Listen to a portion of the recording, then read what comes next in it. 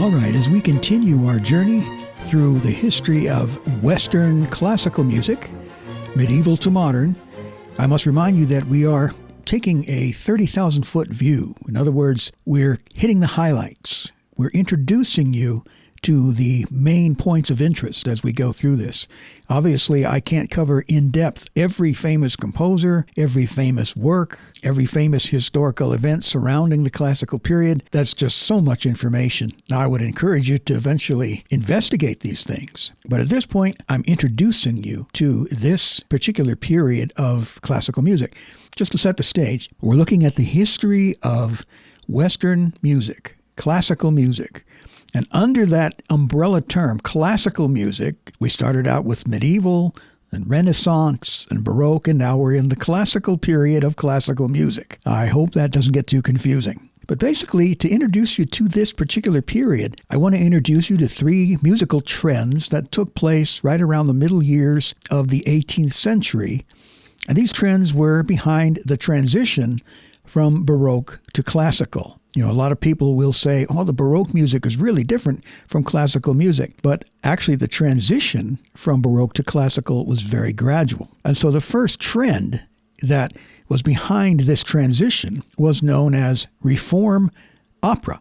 Now, we've already talked about opera. And by the time we reached the classical period, there were a number of composers who didn't like what they saw happening with Italian Baroque opera. By the middle of the 18th century, the conventions of Italian opera had settled into a pattern of unrealistic stories, elaborate, artificial plots, and very often the whole show would grind to a halt to allow the famous singers of the day to show off, or in fact to show off twice, because the arias that they sang were often repeated, da capo, as they would say, from the top. And so the composers of Reform opera, they wanted to get away from this emphasis on showing off the singer and make opera more natural and with more focus on the story and less focus on providing solo singers with all these elaborate, showy passages for them to sing. Now, of course, there were several composers involved in Reform opera, but I want to mention the most successful of these composers, and his name was Christoph Willibald Gluck. And he wrote about opera that it should aim for simplicity, truth, and naturalness, and should serve poetry by expressing the drama of the plot without unnecessary interruption or superfluous, in other words, needless ornament. I'll put a link in the description of this video to an example of his work. The second trend that took place was a change in the style of solo keyboard music. One of the most famous early classical composers was Carl Philipp Emanuel Bach. Now, if that last name sounds familiar, it's because he was the son of the more famous Johann Sebastian Bach. Now, Carl Philipp Emanuel Bach preferred not the harpsichord, but the clavichord and the forte piano. Now, the forte piano, that name might sound a bit familiar because it was actually shortened later to the piano. Forte piano literally in Italian means loud, soft. The piano, and to an extent the clavichord, these were instruments where the strings were struck by hammers, not plucked like they were in the harpsichord. And so these instruments could play louder or softer depending on the speed with which the keys were struck.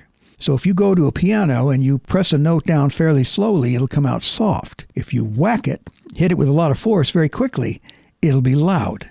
The harpsichord couldn't really do this. They would change the dynamics. You'd have a passage that was soft, and then you'd change the registration of the harpsichord, and it would be loud. So they would call that terraced dynamics. It's on one level, and then boom, it goes up to another.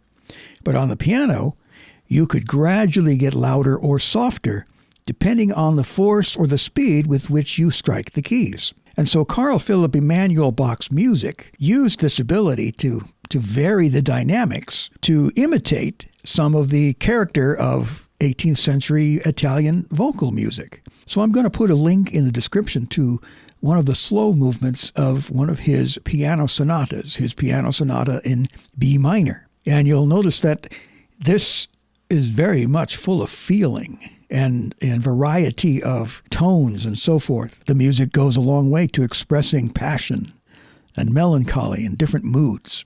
The third trend that was behind the transition from Baroque to classical was the introduction of the symphony, which is a multi-movement work for orchestra. One of the earliest composers to begin writing symphonies, one of the earliest composers to write symphonies as we know them today, was Giovanni Battista Sammartini. His symphonies were modeled on the overtures or the introductory instrumental pieces of Baroque Italian opera. And I want you to hear his symphony in G major. And so over time, the symphony became more popular. Longer symphonies were written.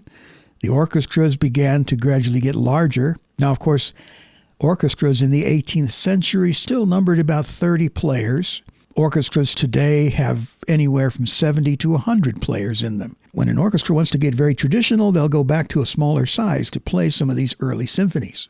Probably the most famous composer to be associated with the symphony was Franz Joseph Haydn. He wrote 104 symphonies during his very long career. Many of these symphonies were written for the private orchestra of Prince Nicholas Esterhazy. The symphony that I'd like to link to in the description was written near the end of his career for the popular audience in London.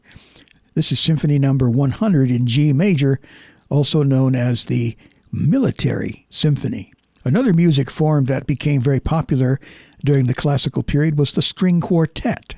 The string quartet contains a certain combination of instruments, 2 violins, a viola, and a cello. And unlike the chamber music of the Baroque, the string quartet didn't also have a harpsichord player.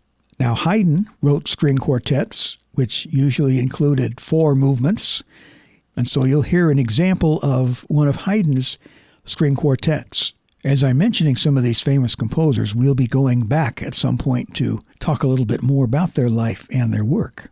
Wolfgang Amadeus Mozart, who was a child prodigy and eventually settled in Vienna, he wrote opera in the Italian style, and he also wrote string quartets. He also wrote piano concertos. We talked about those earlier when we were talking about the Baroque period. Piano concertos, or concertos, because there were concertos for violin and other instruments, they were usually written for a single soloist, as opposed to groups of soloists in the earlier types of concertos. The orchestra that was used was very similar to that used in a classical symphony. Beethoven, there's another composer that we'll spend some time with later on. He studied with Haydn, he met Mozart, and he also settled in Vienna in the late 18th century. And he's considered a bridge between the classical and romantic periods. But he also wrote symphonies, piano concertos, and string quartets. He only wrote 1 opera. So that's a very, very fast and quick introduction to the classical period. And what we're going to do is continue on to introduce you to the subsequent music periods, the Romantic, the Modern, and so on. But we'll come back after that and look more closely at the lives of composers like Mozart, Beethoven, Haydn, Carl Philipp Emanuel Bach. And we'll go back to the Baroque period and look more closely at the lives of Johann Sebastian Bach and George Frederick Handel. Thanks for watching. Please like the video, subscribe to the channel, and comment below if you have any questions or if there's anything else that you would like me to cover as we continue our journey through the history of Western music from medieval to modern.